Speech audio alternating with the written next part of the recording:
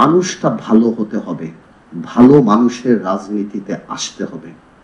আপনি খারাপ মানুষ আনেন, আপনি যেই সংস্কারই করেন, we will corrupt the system যদি খারাপ হয়। আর যদি ভালো মানুষ হয়, আপনি যতই খারাপ দেন, আপনি দেখবেন তার মধ্যে থেকেও উনি ভালো কিছু বের হয়ে আসবেন। সো এই ভালো মানুষ আসার সুযোগ করে দিতে হবে, এবং it's a very big journey এই ভালো মানুষকে খুঁজে বের করা বা তাদেরকে ওই জায়গায় আনা। বাট এটার জন্য আমি মনে করি যে এটা শুধুমাত্র আল্লাহ যদি চায়, আমাদের আমাদের কর্মকাণ্ডে যদি এমন কিছু হয়, তাহলে সেখান থেকে ওই ভালো মানুষটা এখানে আসবে, যাতে করে আমরা ভালো দেখবো। এছাড়া আমরা অনেক কিছু করতে পারি, হ্যাঁ, করে কিছু সময়ের জন্য। ইভেন ইংল্যান্ডের মতো জায়গাতেও কিন্তু Margaret Thatcher became an iron lady and she successfully corrupted the system. পুরো সিস্টেমটাই কিন্তু উনি থ্যাচার গভর্নমেন্ট যেটা হয়ে গেছিল। তো আমি তাই বললাম, আমি সেই জিনিসটাকে সেভাবেই দেখি যে আমাদের আসলে এখন কোয়েস্টটা থাকা উচিত ভালো মানুষদেরকে অ্যাকোমোডেট করার জন্য, ভবিষ্যতে রাজনীতিতে আসার জন্য তারা কিভাবে। কারণ একটা দেশে যদি 20 বছর ম্যাট্রিক পাস না করে, আপনি অটোমেটিকলি ডক্টর ইঞ্জিনিয়ার পাবেন না।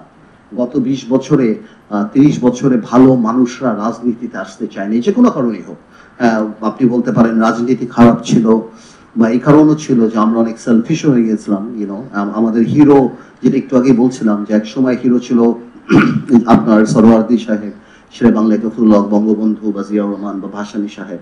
এখন হিরো আমাদের পরিবর্তন হয়েছে, রাজনীতিবিদ আর নো মোর হিরোজ। যেই কারণে রাজনীতি করতে চাইলেও কেউ হয়তো আবুল হোসেন হইতে চেয়েছে, কেউ হয়তো দরবেশ হইতে চেয়েছে, বাট রাজনীতি দেশের জন্য করবে ওই চিন্তা থেকে মানুষ অনেক দূরে সরে গেছে। এই কারণে রাজনীতিবিদ আসে নাই। আর রাজনীতিবিদ যেহেতু আসে নাই, সেহেতু আপনি if you have a bad cook you'll have bad food. Simple. আপনার যদি খারাপ বাবুর্চি থাকে, আপনি পৃথিবীর সবচেয়ে ভালো উপকরণ নিয়ে এসেও আপনি ভালো রান্না পাবেন না। সিম্পল। সো আমাদের এই জিনিসটা মাথায় রাখতে হবে। এবং সামাজিক অবক্ষয় যখন হয়, তখন সব জায়গাতে হয়। আমি অনেক দেখলাম যে আমি একটু পজিটিভ চিন্তা করি। আমি সব দুঃখ থেকে জিল্লুর ভাই বা আমার অন্যান্য ভাইরা বলেছেন সাংবাদিকতা নিয়ে, যাই বলেন, এই স্বৈরাচারী সরকারের বিরুদ্ধে গত 15 বছরে যা জানতে পেরেছি, সংবাদ মাধ্যমের মাধ্যমেই জানতে পেরেছি, অন্যভাবে কিন্তু পারিনি। এই কাটছাট করে যেভাবেই হোক, ভয় ভীতি দালালি যাই হোক, কিন্তু 12টা পর্যন্ত সংবাদ দিয়ে তারপর হয়তো দালালি করেছে, কিন্তু পেয়েছি, আমরা পেয়েছি। হয়তো এখন জিল্লুর ভাই বলেন বা অন্যরা বলেন, আমরা যদি ওই স্ট্যান্ডার্ড ক্রিয়েট করতে যাই, of course not everyone is same. যেই কারণে জিল্লুর ভাই বা রোমিও ভাই সবাই তো আর একরকম হয় না, বাট আই এম শিওর আরো ভালো হওয়া যায়।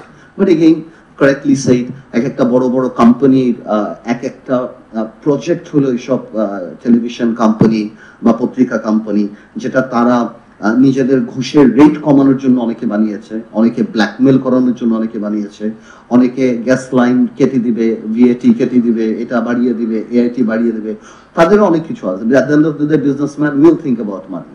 এবং আমরা এবারও দেখেছি যে বিজনেসম্যানদের যখন আপনার এই সরকার 2024-এ দামি নির্বাচন করার পর থেকে গেল, বাংলাদেশের অনেক প্রতিষ্ঠিত বড় বড় ব্যবসায়ীদেরকে দেখেছি যে তারা যখন এই বুঝে গেল যে আর হয়তো কোনোদিন ক্ষমতা থেকে যাবে না, 2041 বা প্রধানমন্ত্রী তো যাবেই না, প্রধানমন্ত্রী দেখা যাবে যে 90 বছরের পরে আইসিইউ থেকে আরো 10 বছর থাকবে, হ্যাঁ, ইট ডাজন্ট ম্যাটার, কিন্তু তারপরও কে কে আসবে তারা ঠিক করা আরম্ভ করে দিল, এরপরে আসবে, এবং প্রধানমন্ত্রীর কোনো অল্টারনেট নাই। তখন কিন্তু আমরা অনেক বড় বড় প্রতিষ্ঠিত ব্যবসায়ীদের দেখেছি যে কিভাবে তার আউট অফ দ্য বক্স যে প্রধানমন্ত্রীকে মা ডাকছে, বা যেটাকে আমরা বলি চাটুকারিতা করছে, এবং কিভাবে নিজেদেরকে বিলিয়ে দিচ্ছে। তো at the end of the day তারা হয়তো সেটার কথাই চিন্তা করেছে। তো আমি কাউকে ছোট করার কথা বলছি না, আমি ইমান হালকার কথা বলছি আর কি। অনেকে হয়তো মনে করেছে যে আমরাই সব প্ল্যান করে ফেলবো, আর উপরে কেউ নাই, আর কোনো কিছু হবে না, তো সেখান থেকেই হয়তো এটা। এখন বাস্তবতা নিয়ে অল্প একটু কথা বলি, অনেক কথা হয়েছে। দেখুন, আমি জেল থেকে বের হওয়ার পর, এই 5 তারিখের পরে আমি একটা মাত্র শোতে গিয়েছিলাম। আমি এরপর 1.5 মাস কোনো শোতে যাইনি। আজকে 1.5 মাস আমি যাই না, বিকজ আমি পার্সোনালি বিলিভ করি এবং প্রথম থেকেই বলি আমি যে এই সরকারকে আমাদের সুযোগ দেওয়া দরকার। এই সরকার আসছে, এই কারণে আমি বিং আ পলিটিশিয়ান, আমি আমার জায়গা থেকে জানি কোনো রং মেসেজ না যায়, এই কারণে আমি কথা বলা থেকে বিরত থাকি। কারণ আমি কথা বললে তো আমি যেটা ফিল করি সেটাই আমার বলতে হবে। আজকে আমার কিছু বলতে হবে যেহেতু জিলুর ভাই আমাকে ইনভাইট করেছে। আর আরেকটা ব্যাপার হলো যে আমি শ্রদ্ধা রেখেই বলছি যে আমি এই সরকারে আশা করব, যেটা মাসুদ কামাল ভাইয়ের মুখ শুনেই বলি, যে ওনারা যাতে এটাকে পজিটিভলি নেয় আমরা যে কথাগুলি বলছি। প্রথম কথা হলো, আমি যেটা করি, সরকার নামানো আর সরকার চালানো এক জিনিস না। সরকার নামানো আর সরকার চালানো এক জিনিস না। এই সরকার প্রথম যে জিনিসটা ভুল করেছে, যে এই আন্দোলনটা শুধুমাত্র বৈষম্য বিরোধী ছাত্র আন্দোলনের ক্রেডিট হিসেবে নিয়েছে, which is not right। এটা 15 বছর 17 বছরের মানুষের ক্ষোভ, প্রত্যেকটা শ্রেণীর মানুষ বিগত সরকার দ্বারা এফেক্টেড। কেউ ডিম খেতে হয়েছে আপনার বেশি দামে, কেউ মাছের চেহারা দেখে নাই তেলাপিয়া মাছ খেতে হয়েছে, কেউ চাকরি হারিয়েছে, কেউ পত্রিকা খুলে দিয়েছে লক্ষ কোটি টাকা পাচার, কেউ হয়তো গুম হয়েছে, কারো আত্মীয় স্বজন গুম হয়েছে, কেউ হয়তো ভোট দিতে পারে নাই, কেউ হাজারো প্রবলেমস। এই কারণে এবং বিভিন্ন ভাবে যখনই মিশুক মনির থেকে আরম্ভ করে যত আন্দোলনই হয়েছে এবং যত নিরাপদ সড়ক বলেন যা যা হয়েছে, সরকার খুব সুন্দর করে আন্দোলনগুলিকে আলাদা আলাদা ভাবে ডিল করেছে। এই একটা আন্দোলন যেখানে আমরা সবাই এক হয়ে যেতে পেরেছি কোনো না কোনো কারণে। আমরা একটা থ্রেড, একটা সুতোর মধ্যে, যেহেতু ছাত্ররা এটাও কোটা থেকে আরম্ভ করেছিল, তার একটা পার্টিকুলার একটা কারণে, আপনারা সবাই জানেন এটা।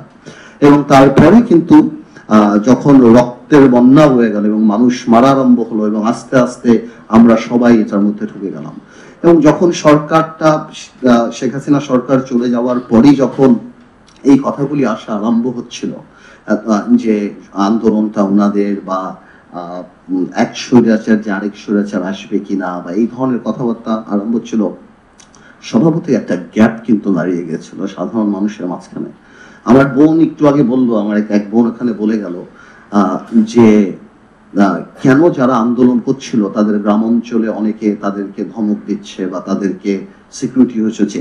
এইটাই রিজন সিকিউরিটিটা হওয়ার।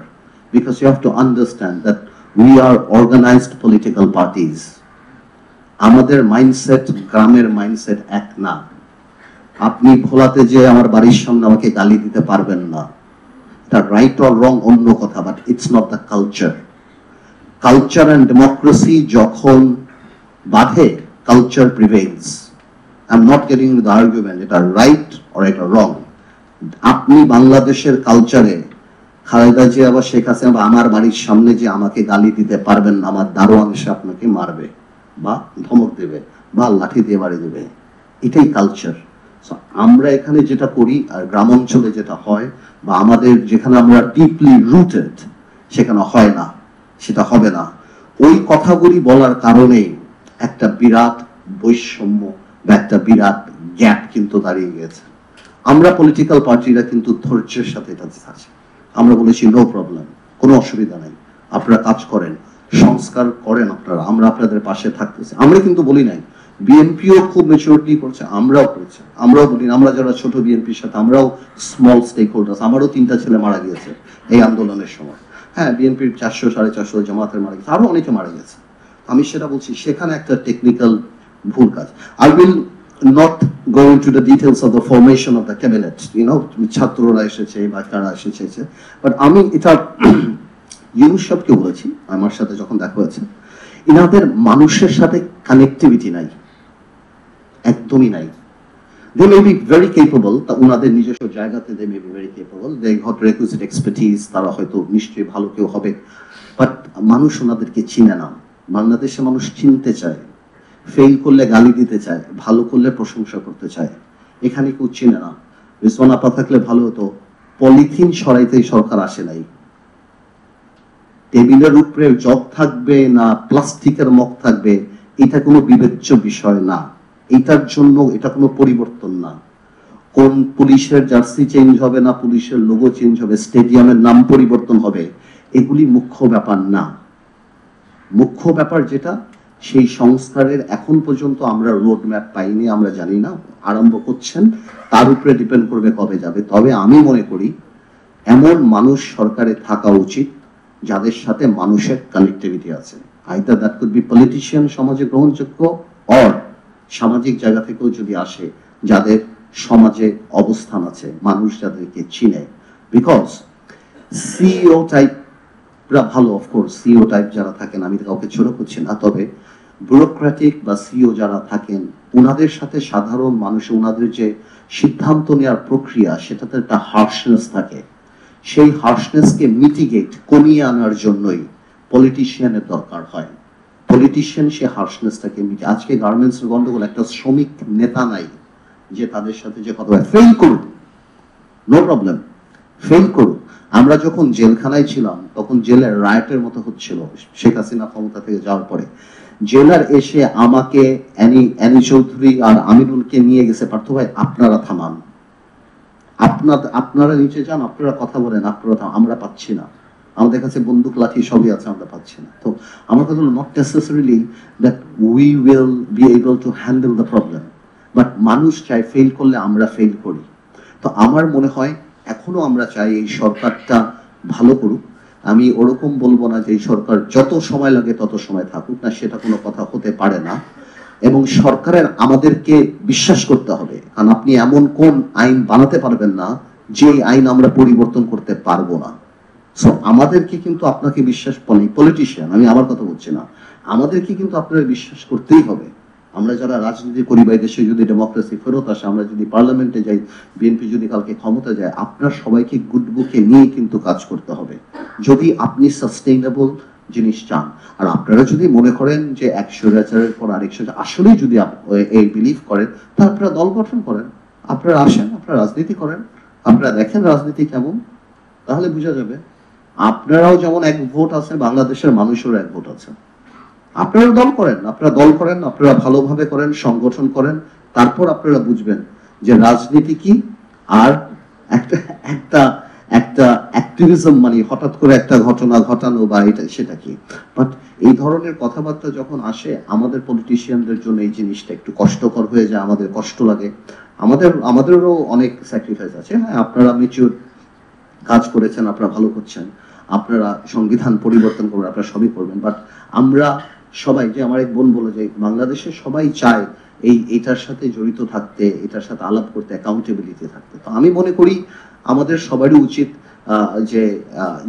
যেই দুঃস্বপ্ন থেকে আমরা বের হয়ে আসছি, যেই রেজিম, যেটা আমরা তো কোনোভাবেও চাই না যে এটা রেপিটিশন হোক, আর আমরা কোনোভাবেও চাই না যে এই সরকার ফেল করুক।